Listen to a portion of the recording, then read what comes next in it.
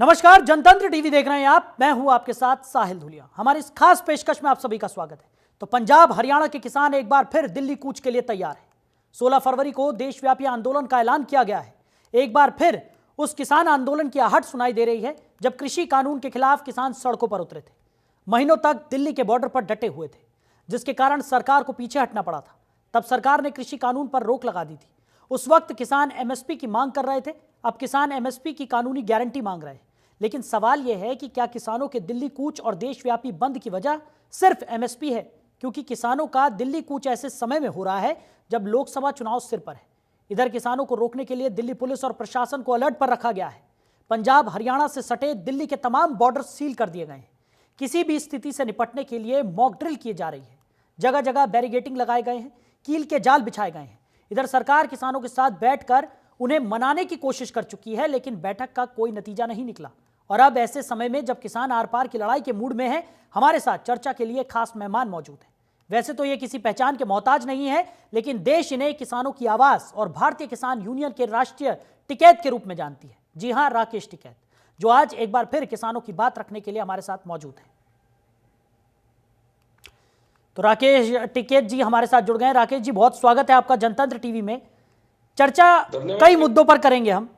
मुआवजे की मांग को लेकर बात करेंगे, एमएसपी पर बातचीत करेंगे, लेकिन उससे पहले चौधरी चरण सिंह जी को सर्वोच्च सम्मान भारत रत्न से सम्मानित किया जा रहा है। किसानों के लिए गर्व का विषय और बहुत खुशी है किसानों में। क्या कहेंगे इस पर आप? नहीं, ठीक है, उनको मिला है, लेकिन लेट मिला। ये तो 10 साल पहले मिल जाना चाहिए था। उसको काम नहीं कर रहे। लेकिन आर्थिक इसमें फसलों के भी चाहिए, इसमें सवाल भी चाहिए, वो भी तो चाहिए ना, सम्मान मिलेगा। और जेब में से पैसे माला गिर के शहर में तो उससे थोड़ा कुछ होता है। सम्मान है। साहब थे तो चरण सिंह जी, उनको मिलता। अच्छा राकेश जी, विपक्ष जो है वो सरकार पर भारत रत्न के इस्तेमाल का भी आरोप लगा रहा है। उनका ये कहना है कि सरकार अपने फायदे के लिए भारत रत्न का इस्तेमाल कर रही है, और जिस तरीके से चौधरी चरण सिंह को एमएस स्वामीनाथन को ये जो सम्मान दिया जा रहा है, उसका कहीं ना कहीं फायदा उठाने की कोशिश में है सरकार। चलो, सब आदमी अपने नुकसान देखते हैं, आदमी है, सब अपना नफा नुकसान देख के काम करें। वो कोई सामाजिक संगठन है, पॉलिटिकल, सब अपना दांव चलते हैं, जिसका दांव जहां चल जाओ ठीक। और स्वामीनाथन जी को भी दिया है उन्होंने। स्वामीनाथन जी की रिपोर्ट को लागू कर दो भाई, जो उनकी नीति है उनको लागू कर दो। चौधरी चरण सिंह जी की जो नीति है उनको लागू कर दो। C2+50 वाला फार्मूला है, उसको लागू कर दो। मतलब फार्मूला योजनाएं लागू नहीं करेंगे और सम्मान दे देंगे, उससे थोड़ा काम चलने वाला। अच्छा राकेश जी, किसानों के अलग अलग मुद्दे यहाँ पर नजर आ रहे हैं।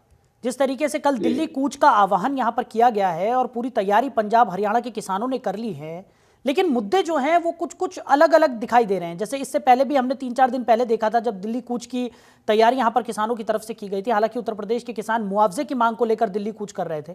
अब जो पंजाब हरियाणा के किसान हैं वो एक बार फिर एमएसपी का जो मुद्दा है उसे लेकर दिल्ली कूच करने वाले हैं। तो ऐसे ये अलग अलग मुद्दे क्यों? नहीं, अलग अलग हैं और अलग अलग किसान संगठन। हाँ, जब पहले यहाँ पर दिल्ली आए तो पूरा किसान संयुक्त मोर्चा इकट्ठा था। अभी कुछ लोगों ने बगैर सलाह मशवरे के कर दी, लेकिन हम उस पर निगाह बनाए हुए रखते हैं कि उनके साथ में कोई अनजस्टिस ना हो। और अगर सरकार इसको करती है तो हम फिर साथ में। अभी मुद्दे तो सबके हैं। हाँ। आप स्टेट में जाओगे तो उसके स्टेट के इशू आ जाएंगे। भाई यहाँ पर नोएडा के जो लोग आए थे तो उनका जमीनी का इशू है। पंजाब हरियाणा के किसान आएंगे तो उनका गेहूं का इशू आएगा। आप उत्तर प्रदेश चल जाओगे तो नारियल पक्का खाएगा। बिहार में चल जाओगे तो सूरजमुखी का आएगा। कश्मीर श्रीनगर चल जाओगे तो वहां पे फ्रूट्स का आएगा, वहां पे सेब का किसान आएगा। हम अभी कर्नाटक में हैं, यहाँ पे नारियल का आएगा। तो जगह बदलते ही मुद्दे बदल जाएंगे, लेकिन कॉमन इशू सबका है कि एमएसपी गारंटी कानून देश की सरकार बनाए। तो राकेश जी, यानी कि कहा जा सकता है कि कल का जो प्रदर्शन है उसमें यूपी के किसानों का समर्थन भी पंजाब और हरियाणा के किसानों के साथ रहेगा, खासकर राकेश टिकैत की अगर हम बात करें, क्योंकि ये किसानों की आवाज़ कहे जाते हैं। ऐसे में क्या कल जो प्रदर्शन होने वाला है उसको आपका पूरा समर्थन है? देखो, उनकी कमेटी बनी हुई है, वे कमेटी अपना काम कर रही है, उनकी कमेटी से सरकार की बातचीत चल रही है। अभी भी उनकी शाम के टाइम अभी बातचीत, ये है कि फैसला हो जाए बहुत ठीक है, लेकिन उनके साथ में अगर कोई भी सरकार हरकत करेगी तो हम साथ में हैं। यानी उस कि कहा कमेटी जा के सकता साथ है में कि राकेश टिकैत जी का जो समर्थन है वो पूरी तरह से कल किसानों के साथ रहेगा। नहीं नहीं, बिल्कुल है, हम किसान है, किसान हम देश में आंदोलन और आंदोलनकारी देश में जिंदा रहना चाहिए, उसके साथ में कोई हरकत करेगा तो हम पूर्ण रूप से साथ हैं। अच्छा राकेश टिकैत जी, अभी आपने बात कही कि कमेटी यहाँ पर बात करने की पुरजोर कोशिश कर रही है किसानों के साथ। इससे पहले सरकार की तरफ से भी लगातार यही कहा गया है कि हम बातचीत के लिए तैयार हैं, कोई हल यहाँ पर ज़रूर निकलना चाहिए। इस तरीके से सड़कों पर उतरना किसी भी समस्या का समाधान यहाँ पर नहीं है। लेकिन अभी अगर हम बात करें, पीयूष गोयल, अर्जुन मुंडा और भगवंत मान के साथ किसानों की बातचीत हुई थी, लेकिन बातचीत में किसी भी तरह का कोई सकारात्मक पहलू निकल कर सामने नहीं आया, बल्कि वो बातचीत जो थी वो पूरी तरह से विफल रही। तो क्या वजह मानते हैं आप कि सरकार और किसानों के बीच में एक सामंजस्य क्यों नहीं बन पा रहा है? अभी भी उनकी बातचीत इस टाइम पे भी चलेगी बातचीत। वो निकले हैं तो आज फिर उनकी वार्ता है, तो उसके बाद में जो भी डिसीजन होगा वो सबके सामने आएगा, और उसी के बाद में ऑथेंटिक बयान संयुक्त मोर्चे की तरफ से जाएगा। लेकिन राकेश जी, इससे पहले भी तो कई बार की वार्ता हो चुकी है। जब पहले किसान कृषि कानूनों को लेकर सड़कों पर उतरे थे तब भी कई दौर की वार्ताएं हमने देखी, और हम तो लगातार कवर कर ही रहे थे जिस तरीके से, चाहे वो आपका पक्ष हो चाहे वो सरकार का पक्ष हो, लेकिन लगातार ये देखने को मिल रहा था कि तमाम तरीके की बातचीत के बावजूद भी किसी तरह का कोई समाधान यहाँ पर नहीं निकल रहा था। अच्छा, समाधान नहीं निकला, हम क्या करें उसमें? समाधान तो सरकार को निकाल दो भाई, जिसको देना है वो कोशिश करेगा कि मुझे ना देना पड़े, और किसान का है, कर्जा किसान का है, फसलों के दाम नहीं है, तो मुझे चाहिए कि हमको मिले, और सरकार से आगे के हम देना ना पड़े। तो सरकार, समाधान तो सरकार को निकालना है। एमएसपी गारंटी कानून है तो क्यों नहीं दे रहे? सरकार को थोड़ा पूरी खरीद करती, खरीद तो जो व्यापारी खरीद करेगा वो एमएसपी से कम पे खरीद ना करे, ये कानून बनना है। अच्छा राकेश जी, सरकार का दावा है कि किसानों के लिए तमाम तरीके के काम किए जा रहे हैं, सरकारों के हित के लिए तमाम तरीके की योजनाएं चलाई जा रही हैं, और इस सरकार ने ऐसे तमाम कदम उठाए हैं जो पिछली सरकारों ने सोचे भी नहीं किसानों के लिए। लेकिन उसके बाद भी जो किसान और सरकार के बीच का जो गतिरोध है वो लगातार बढ़ रहा है। क्या उठाया? एक आधा कदम बता दो आप भी, क्या उठाया कदम बता दो जरा, हमको भी तो जानकारी हो जाए। नहीं राकेश जी, देखिए, सरकार की तरफ से दावा किया जा रहा है कि किसानों को 6,000 रुपये दिए जाते हैं, उनके लिए तमाम तरीके के कदम यहाँ पर उठाए जाते हैं, उनको मुआवजा दिया जा रहा है, और उनके लिए एमएसपी भी निर्धारित करने की बात चल रही है, कमेटी भी यहाँ पर गठित की जा रही है, किसान जब चाहे तब सरकार से बातचीत कर सकते हैं। लेकिन उसके बावजूद इस तरीके का गतिरोध। 22 जनवरी 2021 के बाद सरकार से कोई बात नहीं की, ठीक है, और 6,000 रुपए जो दिए जा रहे हैं, मतलब ये अमेरिकन डॉलर है क्या? 6,000 रुपए इंडियन करेंसी होगी ना भाई। किसान ने धान अगर बेचा और उसने 50 क्विंटल धान बेचा, उसको तो 50,000 रुपए तो कम पे भी क्या हो। और सरकार कह रही है हम 6,000 रुपए दे रहे हैं, आप वो भी बता दो कि एमएसपी से कम पे कितना बिक रहा है, वो भी बता दो, उसका आंकड़ा भी जरूर देखो, या सरकार से वो आंकड़ा मांग लो कि भाई उस पे कितना दिया आपने, उसको कम। एमएसपी से कम पे जितनी खरीद हुई बिहार के अंदर, मक्का में करीब 8,000 करोड़ रुपया कम पैसा जाता है, वहां पे धान में आप देखोगे 800 से 1,200 रुपये, अब तक थोड़ा सा 1,400 रुपये बिक रहा है उनका धान बिहार में, जो पूर्वांचल उत्तर प्रदेश है, पूरे देश का यही हाल है। अच्छा राकेश जी, लेकिन हमने ये भी देखा कि किसान भी कई गुटों में बंट गए, कई तरह के संगठन बन गए हैं, सबकी अपनी अपनी अलग अलग सोच है। कुछ लोग सरकार के फेवर में बात करते हैं तो कुछ लोग कहते हैं कि किसानों के लिए ठीक तरीके से काम नहीं कर रही है सरकार। एक आधा उसका नाम बताओ जो सरकार के पक्ष में काम कर रहा, वो तो सरकारी संगठन होंगे। जो सरकार बना लेती है वो वही तो संगठन है।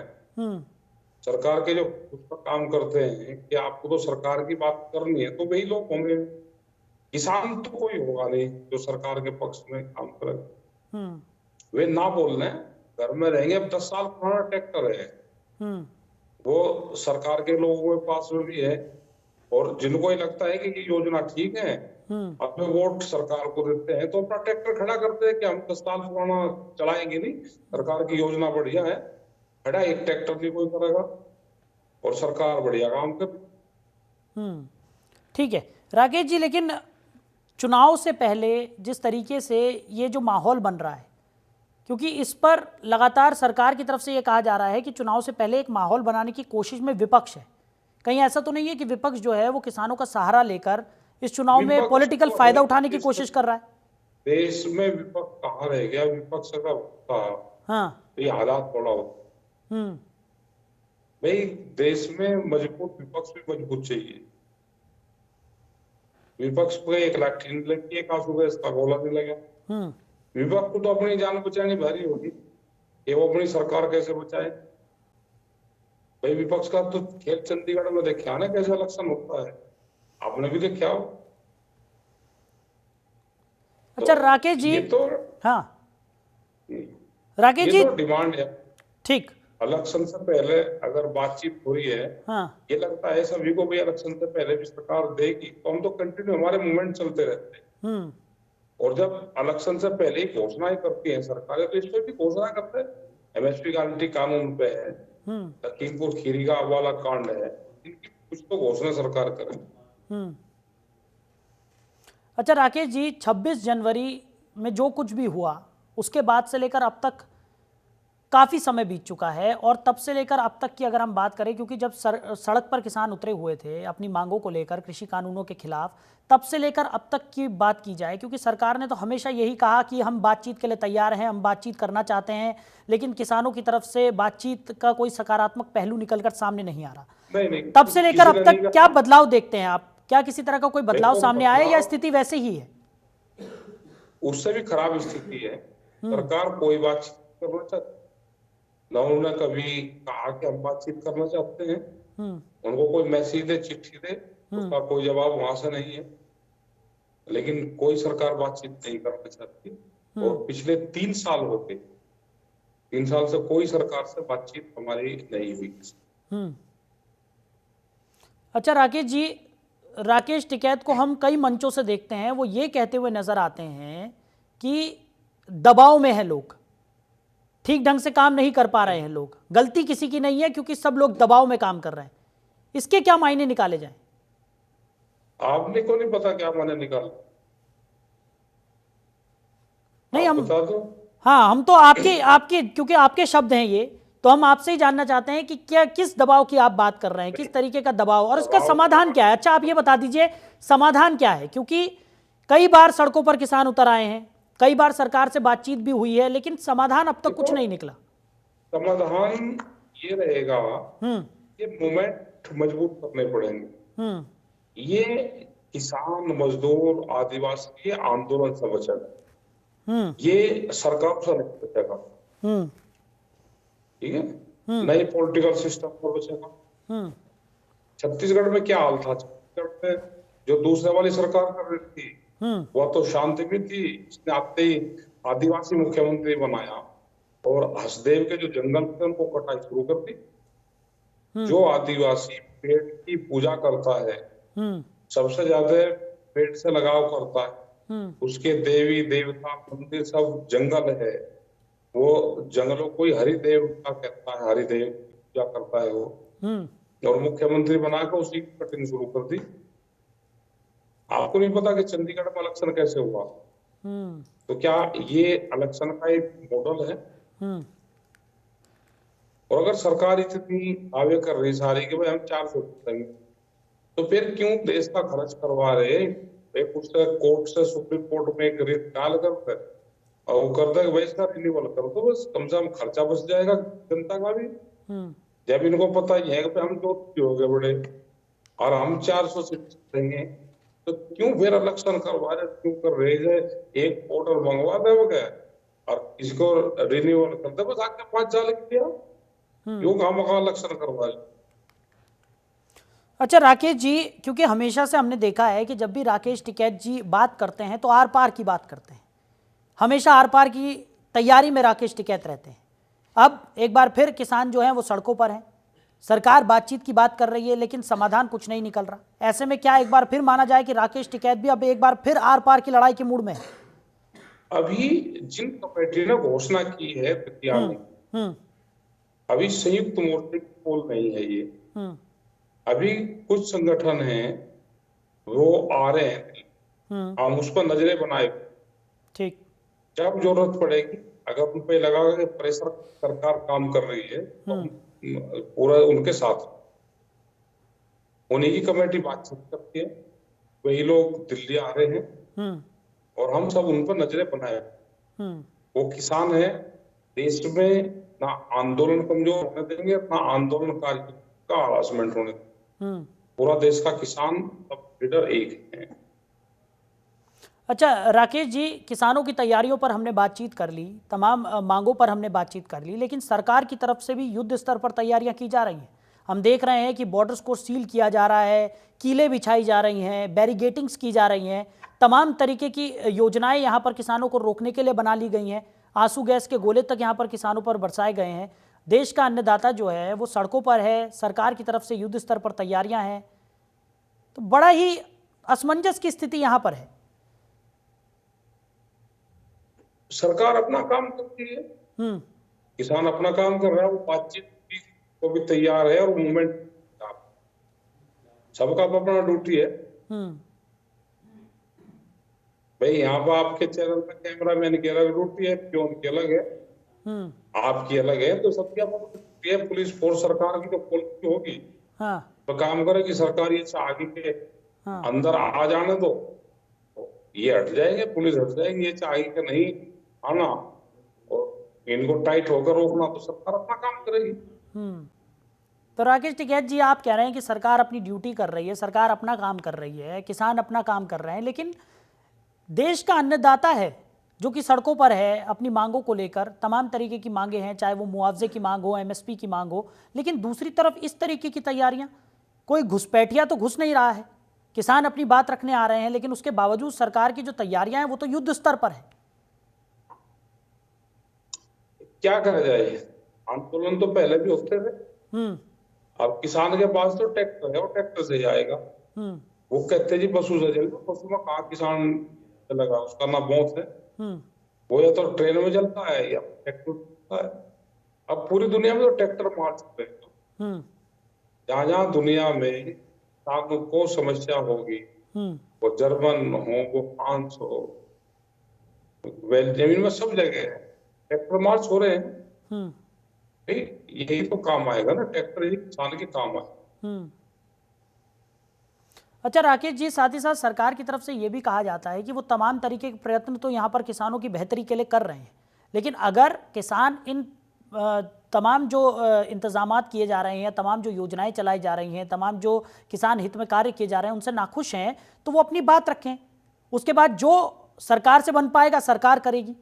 लेकिन क्यों बातचीत से कोई समाधान नहीं निकल पाता है और अंत में जो देश का अन्नदाता है उसे इस तरीके के आंदोलन का सहारा यहाँ पर लेना पड़ता है या आंदोलन का रुख अपनाना पड़ता है? देखो, जिस दिन सरकार चाह रही है कि हमको काम करना है तो उस दिन समाधान निकल जाएगा। 13 महीने दिल्ली में आंदोलन हुआ, सरकार ने कुछ करा? एमएसपी गारंटी कानून क्यों नहीं बनाते? ये जितना सरकार को खरीद करते हो खरीद कर ले, लेकिन व्यापारी एमएसपी से कम पे खरीद कर रहे हैं और फिर एमएसपी के नाम पे किसानों के नाम पे और सरकार को बेचे हैं। जो बड़े उद्योगपति हैं वे इस पॉलिसी का लाभ उठाते हैं, सस्ते में फसलें खरीदते हैं और महंगे में आम को बेचते हैं। भाई उस पर कानून बना दो, किसी व्यापारी को अगर अनाज का व्यापार करना, चावल का, उसको नुकसान हो रहा है तो मत करे, दूसरा काम करो। यहाँ ऐसा लगता है कि व्यापारी को फायदा के लिए ये सरकार ये सरकार बड़े उद्योगपति है। हम्म एक किस्म से उन्होंने देश पर कब्जा कर लिया हम्म और वही चलाना चाहते हैं कि किसान को, देश के नौजवान को, उनको कमजोर करा जाए। हम्म ठीक है, ये उनकी योजना है सर। अच्छा राकेश जी, राकेश टिकैत के मुताबिक खुशहाल किसान की परिभाषा क्या है? क्योंकि राकेश टिकैत जो हैं वो हमेशा से यही कहते हुए नजर आते हैं कि हम किसानों की भलाई के लिए किसी भी हद तक जा सकते हैं, जो कदम हमें उठाना पड़ेगा हम उठाएंगे। और हमने देखा भी है कि कितने समय तक जिस तरीके से कृषि कानूनों के खिलाफ जो आंदोलन चला उसमें राकेश टिकैत की कैसी भूमिका रही, क्या क्या कदम यहाँ पर उठाए गए, किस तरीके के उतार चढ़ाव आपने देखे। तो एक खुशहाल किसान की परिभाषा आपके लिए क्या है और खुशहाल किसान कैसे बन सकता है? उसका भाव दे तो आप, जमीन बेच के किसान साहूकार बन सकता है, फसल बेच के किसान काम है, और जमीन व्यापारी खरीद रहा है। तो क्या ये एक बड़ी साजिश रची जा रही है कि इस देश को लेबर कंट्री बनाएंगे? जो प्रधानमंत्री कह रहे कि स्किल इंडिया, क्या इस स्किल जो इसमें मजबूत तैयार हो, स्किल्स अंग्रेजी का शब्द है, क्या लेबर, इस देश में लेबर तैयार हो? वो तैयार जब होगी जब इस देश की जमीन बिक जाएगी सर। जमीन बेच के किसान खुशहाल हो सकता है, फसल बेच के किसान को नुकसान है। ये सरकारों की साजिश है। और सरकार ने कहा है कि हम 40% लोगों को एग्रीकल्चर से हटाएंगे। वे कहाँ शिफ्ट करेंगे? उसको लेबर में शिफ्ट करेंगे। इस देश में उद्योग धंधों के लिए लेबर चाहिए। ये एक बड़ी साजिश किसान और गांव के खिलाफ। चलिए राकेश जी, बहुत बहुत शुक्रिया आपका हमारे साथ जुड़ने के लिए, और बड़ी बेबाकी से आपने अपनी बात यहाँ पर रखी है। तो पंजाब हरियाणा के किसान एक बार फिर दिल्ली कूच के लिए तैयार हैं। 16 फरवरी को देशव्यापी आंदोलन का ऐलान कर दिया गया है। एक बार फिर उस किसान आंदोलन की आहट सुनाई दे रही है जब कृषि कानून के खिलाफ किसान सड़कों पर उतरे थे। अब यह आंदोलन क्या रुख ले पाता है और किस तरीके का यह आंदोलन आगे बढ़ता है, इस पर नजर बनी रहेगी। फिलहाल यहाँ वक्त तो चला एक छोटे से ब्रेक का, जल्द लौटेंगे, आप बने रहिए।